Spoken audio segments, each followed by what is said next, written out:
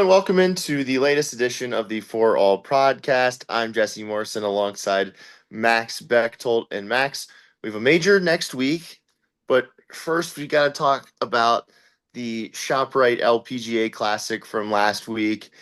It was not what I think we expected at all. Jennifer Kupcho winning her first tournament in 3 years, and Ilhee Lee was in contention, who is a 36-year-old part-time player. I don't think either of us saw them being at the top of this leaderboard. Yeah, I think there's a little bit of something for everyone in this event where you had Kupcho, who a few years ago when she came onto the tour looked to be kind of one of the next superstars. It hasn't really turned out like that, but this has been a great comeback tournament for her. Then you had Il Lee, just unbelievable, ranked outside of the top 1,400 in the world, and somehow is in competition. You got Se Young Kim, a superstar who's maybe a little bit past her prime, and then you had Ayaka Fue, just like a current superstar. The top of the leaderboard just kind of had something of everything, and it Yeah, was, Mao Saigo was up there. yep, she was. It was just a super exciting leaderboard and tournament, and a great finish this week. Yeah, it was a great finish, and I thought that the putting down the stretch was fantastic, and and also just the way they were playing despite horrible conditions out there was pretty incredible. And I mean, Ilhee Lee almost forced a playoff there. She was very, very close to forcing a playoff, and who knows, like what would have happened if she had won this tournament? That would have been maybe the most improbable win in a really, really long time. I'd say you'd have to go back to at least Sophia Popov's win at the AIG Women's Open to get something that even compares to that. Yeah, Now, I was gonna Sophia reference Popov that was actually. ranked like Popoff was ranked like 1,100 spots higher than her. Like, so that's like the crazy thing. Obviously, that's in a major, so it's a little different. And we've kind of talked about some of these 3-day events where I think it kind of brings other people into it, where you have one less round to kind of have that blow up, number. And when Ilhee Lee came out and shot 63 the first day, I was like, okay, this is a fun story, but tomorrow she's probably going to go out and shoot like 75 and kind of fade into the background of this. And no, she kept it going. And it up until the last hole, I mean, when she put that shot in there, had a good look at Eagle, possibly to win outright. Obviously, Kupcho had a great up and down and a phenomenal final putt. Probably one of the more clutch moments of the season on the LPGA Tour, to step up and hit that.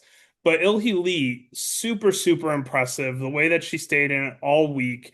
Yeah, this was just a super intriguing tournament with a lot of storylines, which you don't always get with some of these. You hate to kind of call them like almost flyover tournaments where it's like, okay, 3 days coming off a major, not the biggest field, not the most exciting maybe course. But this one gave us a ton of really fun storylines. Yeah, and I thought the crowds were really good. Like Mhm. I can't imagine being Ilhee Lee, just like the amount of fans that ended up being around her. I bet she never plays in front of that many fans. Because it's probably been 7 years since she's really been playing on the LPGA Tour. I mean, she played at the U.S. Women's Open, but obviously didn't have final group crowds. But the LPGA has changed a lot since she's been competitive on the tour, and so it has to be a little bit jarring for her to get out there, get that $164,000 prize money for second place. All of these things that it's just interesting to see, and there's just so much to how it's changed, how the fitness on tour has changed, how the technology and equipment has changed, and for her to be making this transition maybe is really interesting. I know she's not in the field this week at the Meijer because she can't physically play 3 weeks in a row with her shoulder injuries. And so she's taking the week off, but I believe she's in the field next week at KPMG. So it'll be interesting to continue to track this storyline. Yeah, and she was her lone win came back in 2013. So if she had won, she would have snapped a 12-year winless streak. And it's And interesting. That was a tournament that, because of weather, was shortened to 12 holes over 3 days. So it's just like she's never really had a win that I think doesn't come without an asterisk. So this would have been a really interesting one to break that, but obviously still a great performance. and she also like she hasn't contended really since like 2015. You look at her major record, she's played in two majors since 2017. And the last time she really contended in a major was the Evian in 2015 when she tied for fourth. So it's a very interesting story. But I guess my next question for you is with her and with Kupcho, like, could they find momentum from this, either of them, or are these just kind of, an anomaly situation? I think Kupcho certainly can. I've always seen Kupcho as a momentum player, and that goes both ways. When there's bad momentum around her, I think she really, really struggles to get it going and get that turned around. But when she has that good momentum, obviously we saw it in 2022 where she was certainly in contention to win LPGA Player of the Year with 3 wins and a major. And we've seen it in the Solheim Cup, where her first Solheim Cup, she had a great performance. She had a lot of momentum going. She had this great partnership with Lizette Salas. Then the last couple ones, we've seen her really struggle to get any momentum in that event. So I think she's one. I thought she was a dark horse at the U.S. Women's Open this year at Erin Hills. Her caddy used to caddy at Erin Hills, and apparently she felt very good about how she played that week. And so I think that momentum carried over into ShopRite. I'm a little surprised she's not playing at the Meijer this week. I know coming off a win, heading into a major, it's just a busy part of the schedule, but she's actually won at Meijer before. And so I thought, okay, she can maybe try to take care of that momentum on a course that she clearly is comfortable on. But I do think we'll see her competing a little bit more. And she actually had kind of an underrated season last year. I think she had 5 or 6 top 10 finishes really quietly, had a couple top three finishes. So I think that there is a good sign for her to keep some things going. And just some other solid performances from this last week's tournament. Gino Tedekun, 9 under, Patty T, 8 under, tied 15th. Nelly, 8 under, tied 15th. I know it's kind of we talk about her like every week, but she is the world's number one. Just kind of what were your thoughts on how she played this week? Well, this felt like it felt weird that she was playing in this event in the first place. Once again, Yeah. she's a player who's had a lot of success at Meijer in the past. I kind of expect her to take last week off, play this week at Meijer, and try to get some momentum on a course she probably has had better results on than almost any other course other than Lake Nona. So I was a little bit surprised to see her not in action this week, but playing last week, getting that 3 day tournament, and again, it's a little bit less taxing. I thought it was a fine performance. It's a little bit disappointing when she's never in contention necessarily. You at least want to see her get up there in the top 10, have a chance to win on Sunday, you'd think. But that second round was terrific. Again, we say a lot with Nelly. It's one round that usually kills her, and this week it was the opening round. I mean, leaving Friday 8 strokes back, you're basically out of the tournament at that point. So, a week to take some good things from. I thought her putter performed a little bit better at times than it has this season. But obviously, we'll see where this goes heading into a major. It's interesting. I feel like she's just been searching for consistency for. She is shockingly, though, number 4 in the CME standings right now, which is just crazy to me because we talk about how disappointing the season's been, but she's still up there in the top of the standings. Yeah, I feel like it's because she's just always kind of hanging around. Hmm. And she might not be winning, but she's always kind of hanging around. Like she's not really had like a disastrous performance this year where she's like Um, 5 over and misses the cut. exactly. So like she just got to find that consistency for 4 rounds or 3 rounds in this tournament this past week. But real quick before we move on, just anybody else stand out to you from this tournament? Any other performances? you'd like to bring Um, up? Mouse Igo, we mentioned briefly, talking about the CME standings. She's number one in the CME standings right now. I think she's just playing some really, really great golf. If I had to pick somebody, this isn't a solid pick yet, but if I'm looking at people next week at PGA Frisco, who I feel pretty good about, Mouse Igo, you have to put up there. She's contending in majors. She contended this week. She finished fifth, had kind of a rough final day. Obviously, the weather probably was a big factor in that. But Mao Saigo, we've talked so much about Ryo Takeda and the EY twins and Ayaka Fudue, but Mao Saigo is just a Japanese player who was putting together great result after great result. All right, let's move on to this week's event, the Meijer LPGA Classic for Simply Give. There's another name for you. These tournaments are something else They are. with their sponsors and names.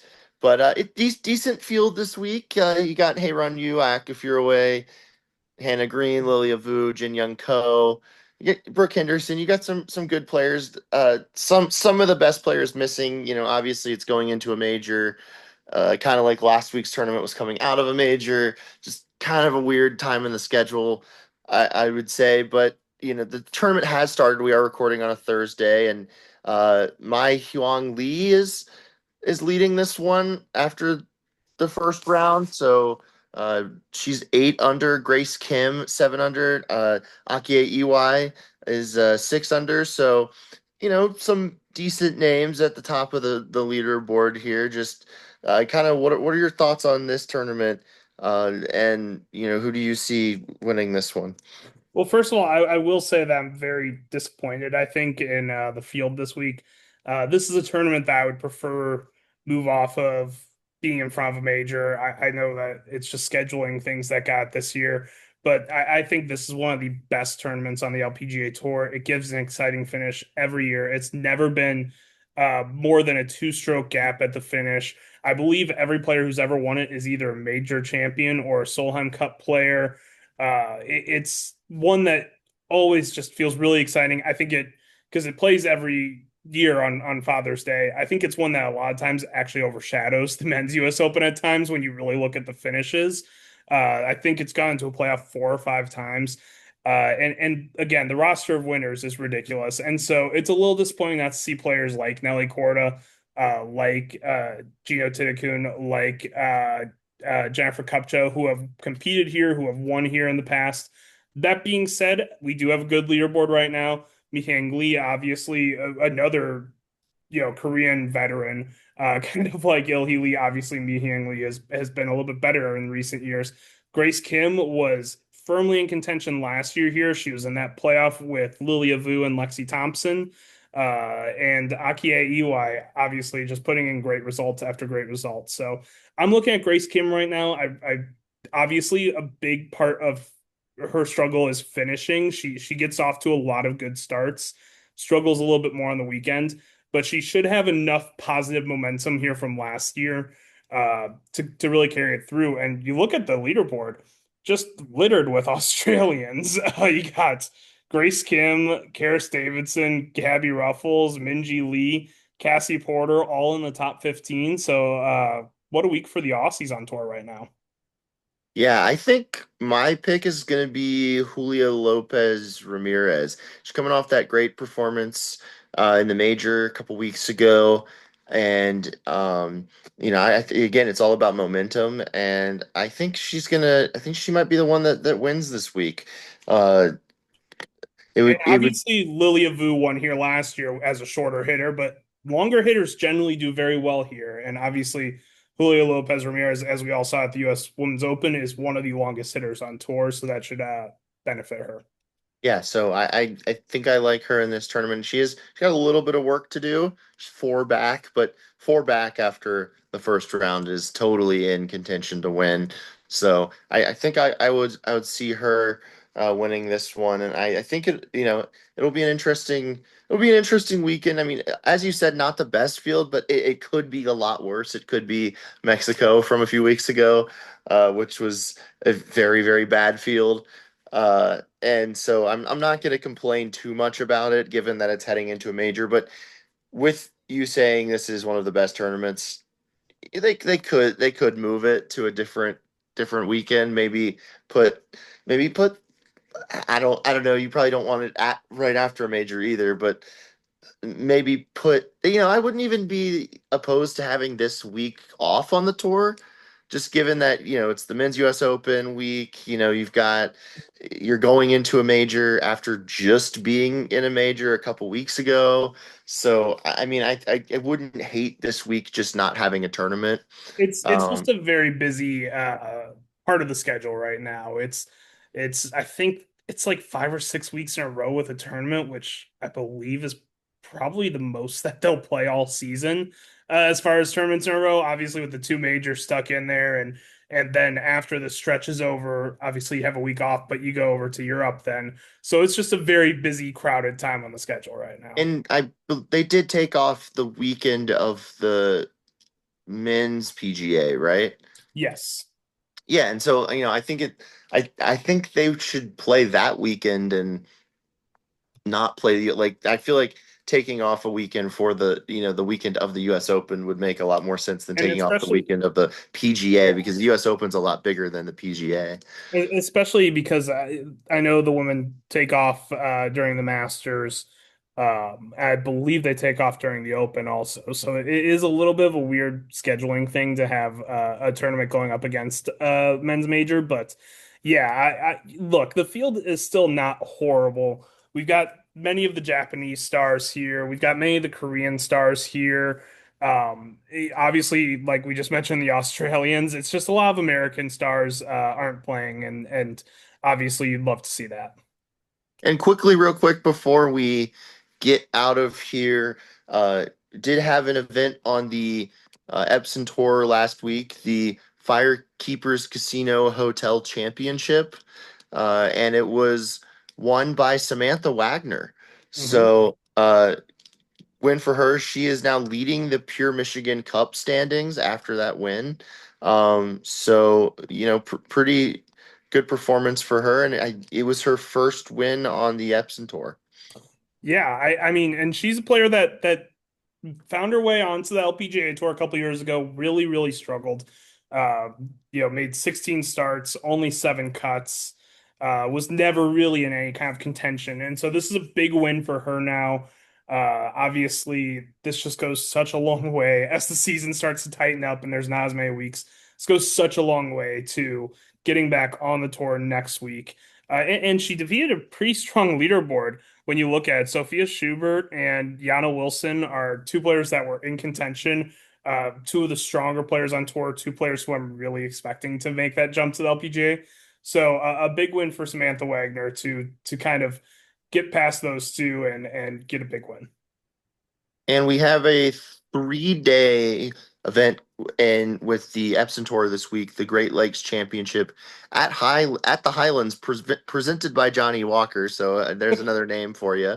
Yeah. Um, I feel like they all have a sponsor and then they're presented by something.